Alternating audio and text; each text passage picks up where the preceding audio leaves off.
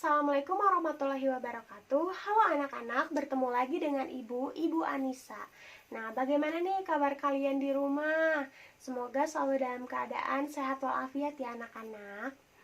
Oh iya anak-anak, Ibu mau mengingatkan nih, karena kita ini masih dalam masa pandemi COVID-19, jadi kita harus selalu memperhatikan dan menjaga kebersihan juga kesehatan diri kita nih. Nah, baik, sebelum belajar kita berdoa terlebih dahulu ya. Berdoa di dalam hati mulai.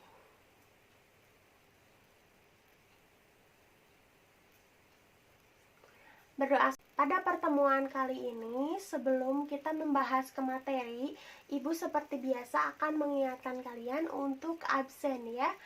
Absen pada link yang Ibu sudah kirimkan di WhatsApp group.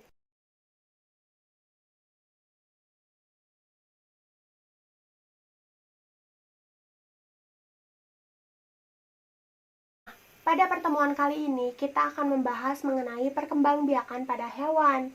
Apa sih perkembangbiakan hewan itu? Nah, di sini perkembangbiakan hewan itu dibagi menjadi dua, yaitu secara vegetatif dan juga generatif. Ibu akan membahas terlebih dahulu yang vegetatif ya anak-anak. Jadi yang pertama itu ada membelah diri.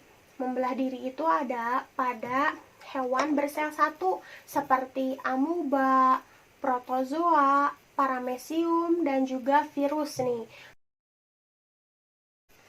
Nah, ini adalah gambar dari perkembangbiakan vegetatif dengan membelah diri ya. Jadi dari satu menjadi dua, kemudian dari dua membelah diri lagi menjadi empat. Jadi semakin lama maka semakin akan menjadi banyak ya. Nah, kemudian itu ada melalui tunas. Jadi, tunas itu adalah calon anak yang akan muncul di bagian samping tubuh induknya. Jadi, lama-kelamaan tunas itu atau calon anak itu semakin membesar dan lama-kelamaan akan memisahkan diri dari induknya. Nah, ini contoh gambarnya ya anak-anak. Di sini ada dimana awalnya dari muncul gitu ya, kemudian ke membesar sampai akhirnya menjadi individu baru ya, begitu. Nah, kemudian ada perkembangbiakan hewan secara generatif. Jadi, perkembangbiakan hewan secara generatif itu adalah suatu proses yang diawali dengan perkawinan atau pembuahan. Nah, pembuahan itu adalah peleburan ovum dengan sperma yang kemudian menjadi zigot. Jadi, zigot ini adalah sel telur yang telah dibuahi. Nah, dari zigot ini kemudian akan tumbuh menjadi janin, dan dari janin akan tumbuh menjadi sebuah individu atau calon anak. Ya. Nah, perkembangbiakan secara generatif ini dibagi menjadi tiga, yaitu ada ovivar atau bertelur, ovovivivar bertelur dan melahirkan, dan juga vivivar melahirkan. Nah, baik, kita akan membahas terlebih dahulu mengenai ovivar. Nah, ovivar atau hewan bertelur itu mempunyai ciri-ciri. Yang pertama itu adalah janin tumbuh di luar induknya, tetapi di dalam telur bercangkang. Kemudian janin memperoleh makanan dari cadangan makanan yang tersedia di dalam telur. Kemudian tidak mempunyai kelenjar susu dan tidak menyusui anaknya.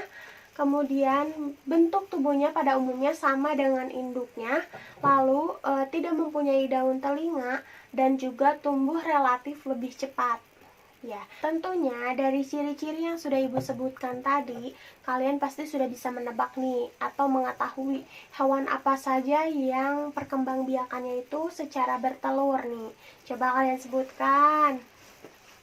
Nah, iya betul ya. Di sini Ibu akan menampilkan gambar-gambarnya. Jadi, nih ini adalah gambar dari hewan-hewan yang perkembangbiakannya itu melalui bertelur.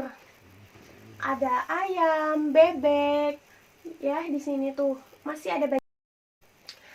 Baik anak-anak, kemudian ada hewan melahirkan atau vivivar. Nah, tentunya hewan vivivar pun memiliki ciri-ciri ya. Jadi yang pertama itu adalah janin tumbuh di dalam rahim induknya atau biasa kita sebut sebagai masa kehamilan. Kemudian janin memperoleh makanan dari perantara tali pusar atau plasenta. Dan kemudian janin tumbuh relatif lambat, lalu induk menyusui anaknya, kemudian bentuk tubuhnya sama dengan induknya. Nah, setelah ibu sebutkan nih ciri-cirinya, kalian sudah tahu kan hewan apa aja? Ya, betul sekali. Di sini ibu akan tampilkan lagi gambar hewan-hewan yang melahirkan atau vivipar ya, yang termasuk ke kelompok vivipar. Nah, di sini ada ya anak-anak. Di sini ada kucing, harimau, lumba-lumba, dan masih banyak lagi ya anak-anak. Jadi, hewan yang vivipar itu menyusui anaknya dan melalui masa kehamilan begitu.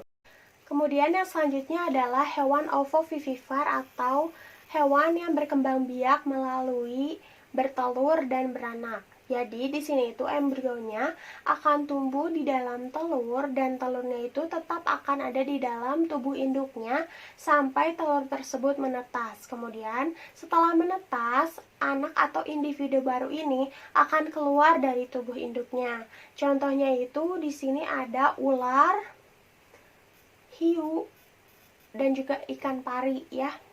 Nah, di sini ada gambar-gambarnya ya. Nah, baik anak-anak, setelah ibu jelaskan semua materinya, kalian sudah mengerti belum?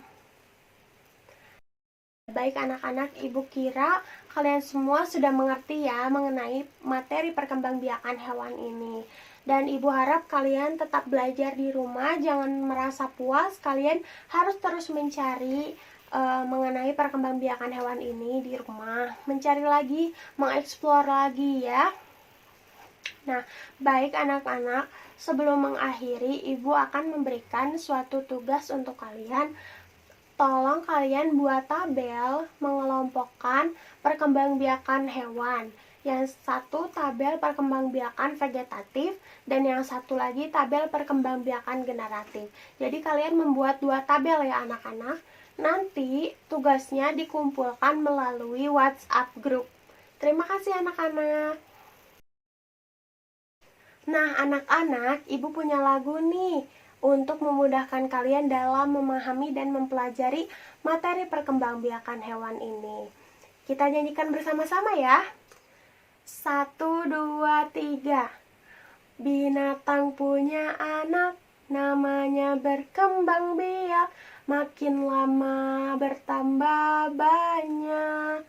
Yang langsung beranak, sapi, kambing, gajah, badak, ada yang bertelur juga.